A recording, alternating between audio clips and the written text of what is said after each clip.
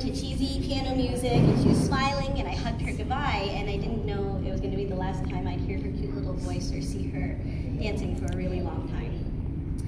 I had dance rehearsal right after work, so when I got home, she had already gone to bed, and my husband told me she had eaten lunch with no problem, but after dinner she threw up again, and I just went to check on her, and she was sleeping, and she seemed just peaceful and fine.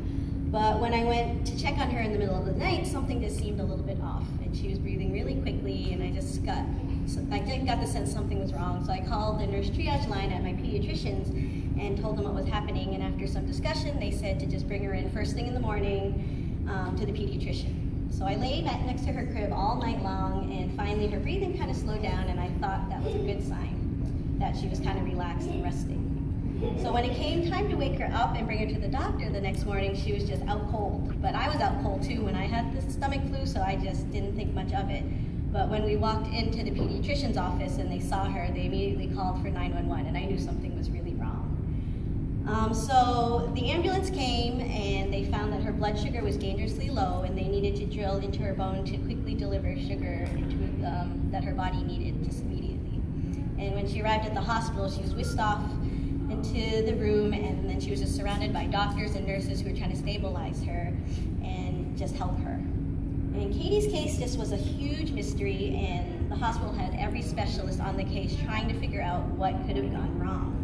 So it turned out that Katie had suffered from a metabolic stroke, and she was in a coma. And they found out that she had excessive levels of a certain chemical called 3-hydroxyglutaric acid that built up in her brain, and it caused damage to her basal ganglia, the part of the brain that controls gross motor skills. And they couldn't tell us for certain whether or not she'd ever wake up. But luckily, a few days later, Katie opened her eyes again. But as a result of the stroke that she suffered, every muscle in her body was completely rigid, and she just couldn't move or control anything anymore. And her eyes just stared blankly, and her face was expressionless. And it was really, really difficult to see my normally happy, bubbly girl just unable to even smile. And I was so worried that I would never, ever get to hear her laugh or see her smile again. But luckily, after a couple of weeks, I came up with the idea of showing her a video of herself from a few weeks before, dancing around with her stuffed animal lamb and throwing it into the air perfectly in time with the music. And as she watched, I finally heard a little sound. And it was low, and it was kind of gruff, but it was definitely coming from Katie. And then finally, the corners of her mouth turned up into a little smile, and it was just the most beautiful sight I have ever seen. And I just knew from then on things were just going to be okay, because she could show, happiness again. So we ended up spending 23 days at Children's Hospital, and we left with Katie needing to be on 8 medications, and she needed to take her food in as liquid or puree. And she basically needed to relearn how to coordinate all the muscles to figure out how to chew and swallow again. And the brain damage had been so significant that the doctors weren't even sure she'd ever be able to walk on her own again. So instead of spending her days carefree as every 2-year-old should, she had hours of physical therapy, speech therapy, occupational therapy. And it was just so difficult for me to see her struggle with things she used to just do in ease. And she used to, happily run around during play dates, but instead she was in a stroller watching as her friends just ran all around her, and she couldn't join in. But through all this, I learned how determined my little girl is. And despite the odds being against her, she never gave up. And around her 3rd birthday, she took her 2nd set of first steps again. And she made slow and steady progress, and her wobbly steps became more controlled, and then she began to regain her muscle tone and her strength, and she was able to walk for longer distances and for longer durations. So my husband is a runner, and Katie used to love going to the track with him and run around with him. Before she had gotten sick, we'd actually signed her up for a kids' fun run at Disney, because my husband was going to run the Disney half marathon.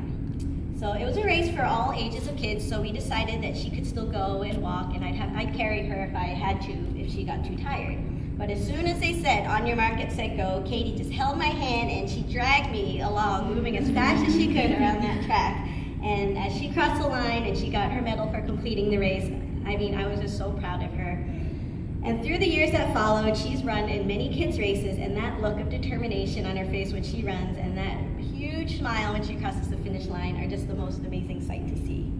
Last October, at the age of 7, she ran the Superhero 5K in Cambridge, and she just decided this herself when she ran in a small race in the spring. She said, I'm doing a 5K. And she did it, and she did an amazing job and ended up finishing in 45 minutes, 16 seconds. And she ran dressed as the Flash. It was just the cutest thing in the world.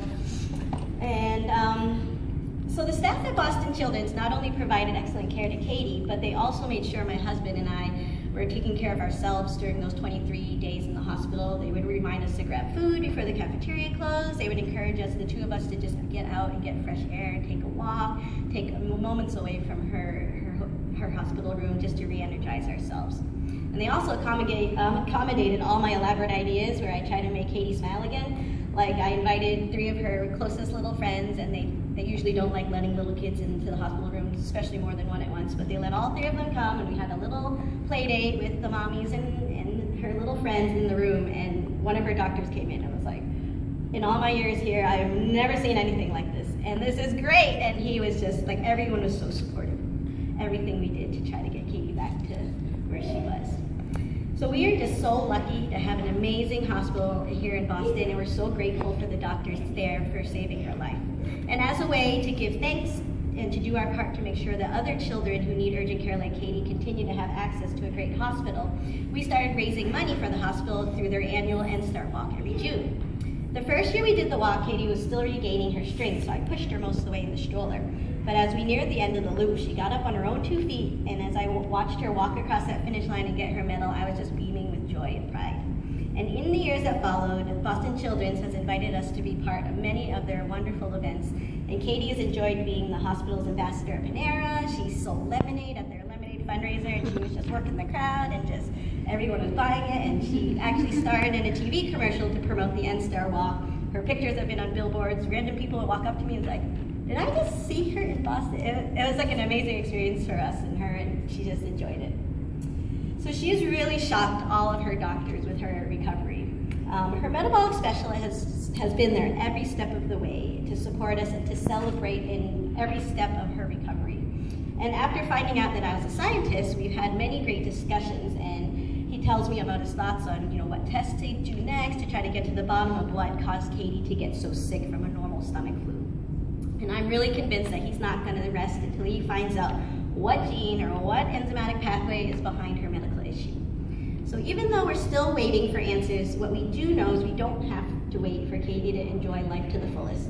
You'll be happy to hear Katie has not needed any medication for years. She loves eating everything, crunchy vegetables. She's a very active 7-year-old. She loves taking dance class, swimming. She's learning to ski and ice skate, and she's a thrill seeker who loves her roller coasters. And she just loves big, fast rides, everything. And lastly, we are just so happy to be with you today and to cheer you guys on as you guys have your dance marathon. And I've been dancing and performing since I was in kindergarten, so dance is a big part of my life, so it's really wonderful to be here with you guys, watching you guys dance for a great cause.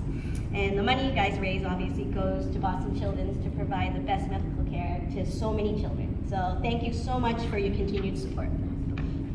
Cool.